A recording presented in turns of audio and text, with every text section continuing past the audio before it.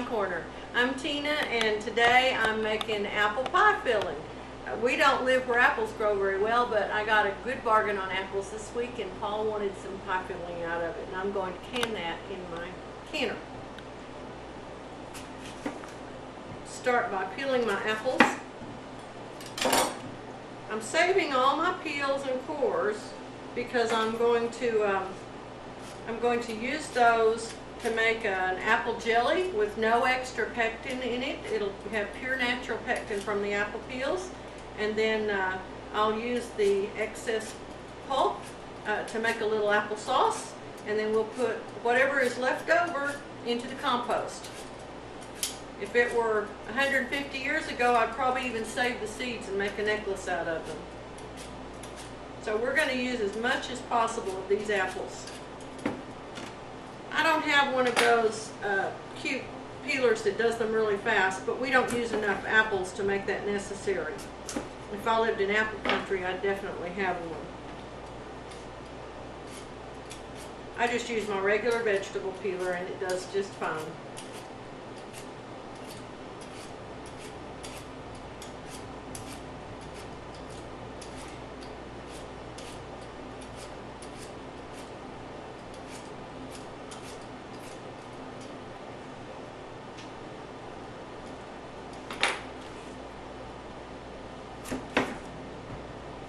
These are Granny Smith apples.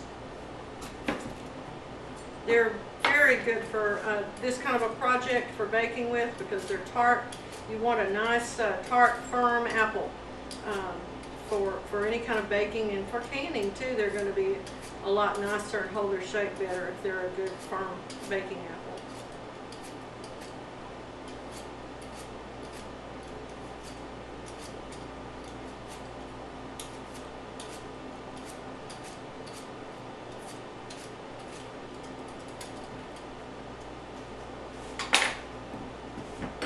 I have my apples in some salted water.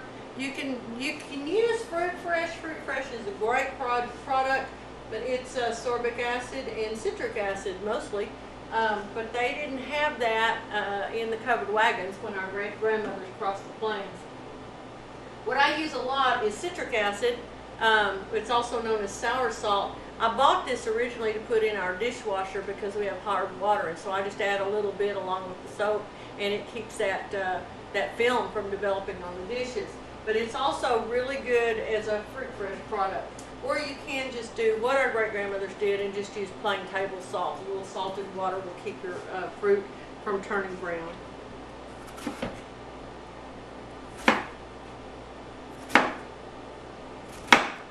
Just need to rinse that salt off of it before you do anything else with it so that you don't have salty fruit.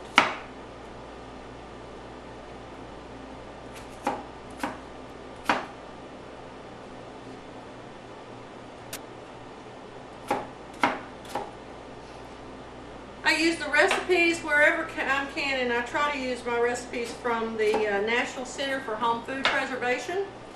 You can look that up on the internet.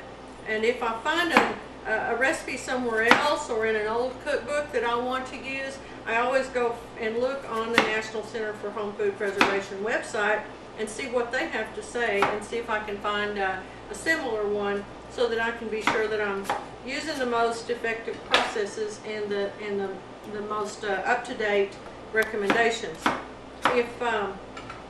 If you are reading or if you're following me, I would encourage you to go to that site to find the recipes, and that way you'll be sure that it's the most up-to-date according to the safety essentials. That's where this recipe came from. If you go to that website and search for pie fillings, canning pie fillings, this is the apple pie filling one that you find there. This apple was not ripe. It's still green, but that's okay. That's not going to hurt anything. It'll just make Paul happier because he likes that sour stuff. He loves rhubarb, and it doesn't get cold enough, long enough here for rhubarb to grow. So unfortunately, he doesn't get fresh rhubarb. Okay, There's everything all peeled and cut up.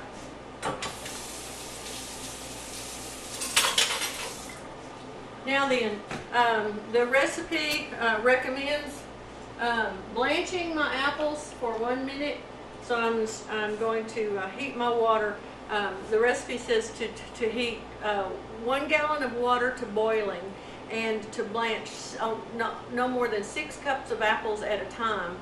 Put the apples in, bring it back to a boil, let them boil for 1 minute, and then remove them into a container that you can keep hot while you do the rest of it.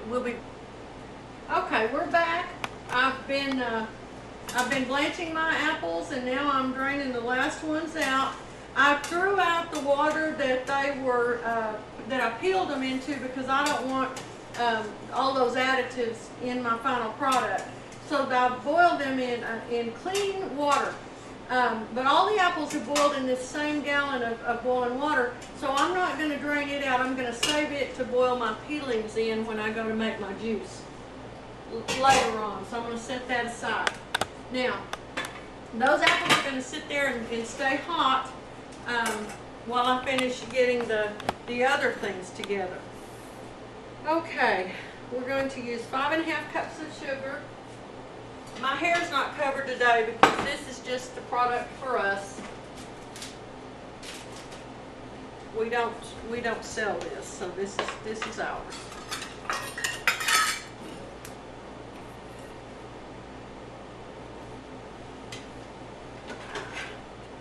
Do that here. 1, 2, 3,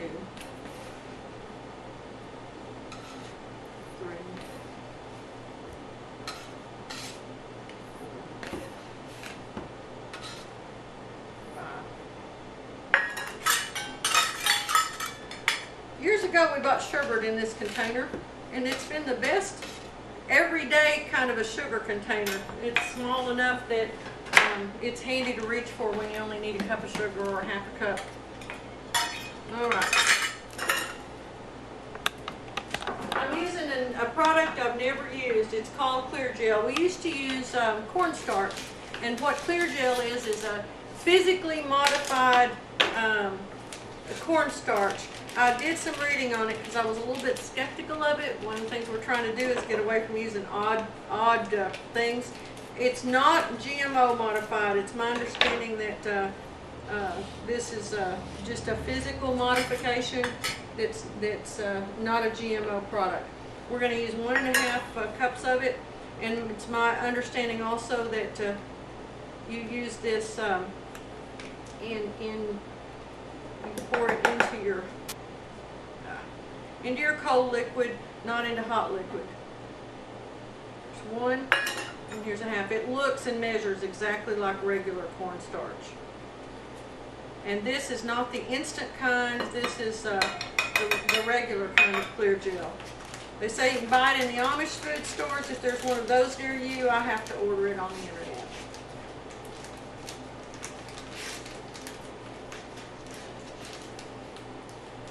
Okay, now we're going to add our cinnamon. A tablespoon of cinnamon.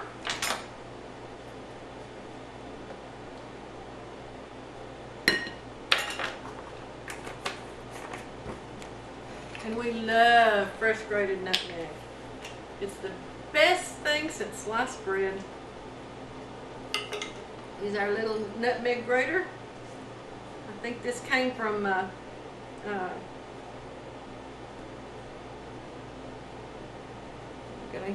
Let's see here. We need a teaspoon of nutmeg.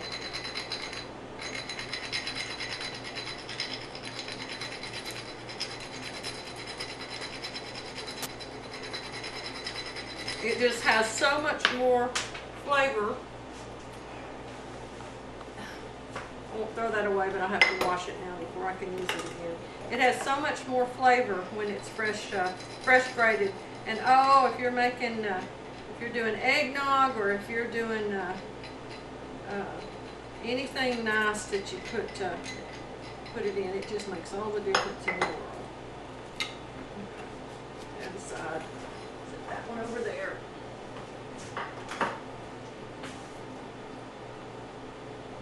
Okay, now I have to use a big deep pot for this because I'm going to cook my liquids and my dry ingredients, and once they're boiled and cooked sufficiently, I'll have to add all my apples into this, so I have to use my big stock pot for this.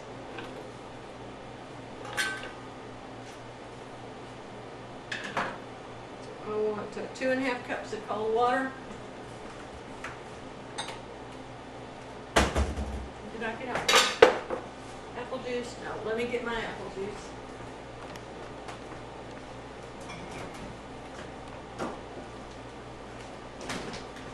Read your labels, look for 100% apple juice. A lot of things will say apple juice cocktail.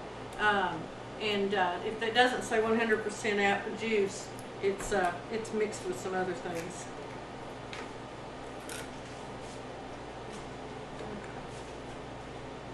We're using 5 cups of apple juice.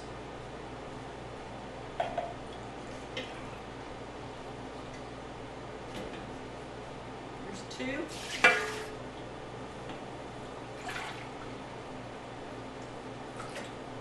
There's 4.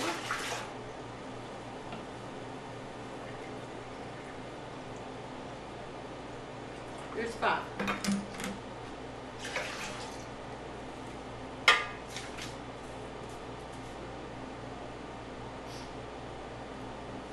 Two and a half cups of cold water along with the apple juice. And we're going to pour our dry ingredients in here now.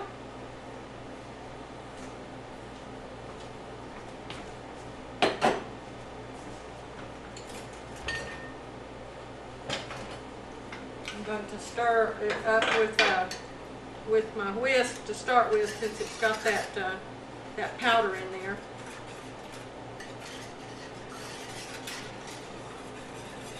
Now we're going to put this on the stove, and we're going to cook it on high until it thickens and starts to bubble.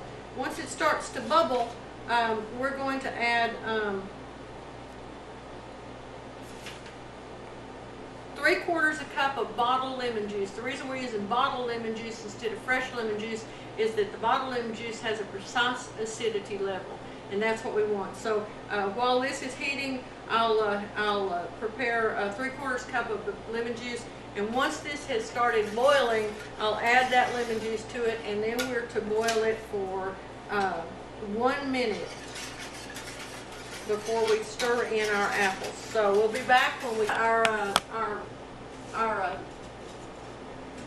liquid has thickened up and started bubbling, and I'm now adding my 2/3 cup of lemon juice. I'm going to bring it to a boil, and I'm going to boil it for 1 minute. Then I'll add my apples that are keeping warm in that pan right there back in. It's very thick looking. I'm going to stir it constantly while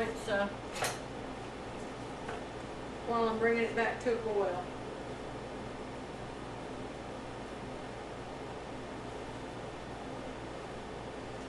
Okay, there went my timer. My minute's up. It's been boiling for a minute. It's very thick now. Now I'm going to fold in my apples. See how pretty my apple sauces look?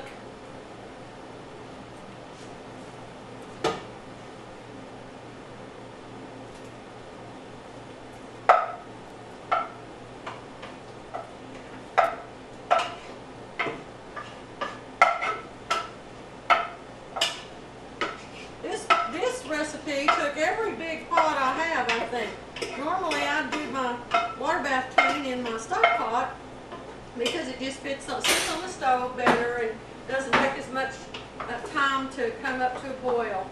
But today I had to pull out my big old water bath canner or a tamale pot, whichever, depending on what part of the country you're from. Alright, I've folded these in, and now I'm immediately going to put them into my sterile jars. You need to have everything ready before you start.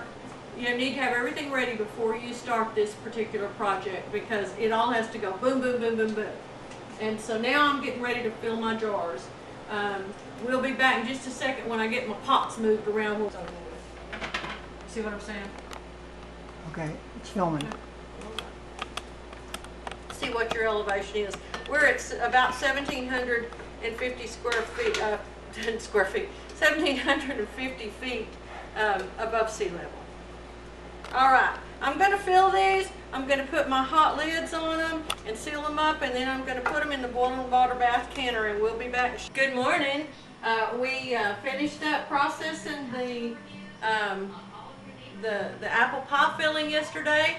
I processed it for 30 minutes because of our elevation, and aren't they beautiful? I did these in pint and 1/2 size jars, partly because I accidentally bought those thinking they were quarts, and I wanted to use something that would be the exact amount that goes in a small pie. We use the 8-inch pie pans, and so this is perfect for that. Isn't it pretty? Looks great, and it tastes scrumptious.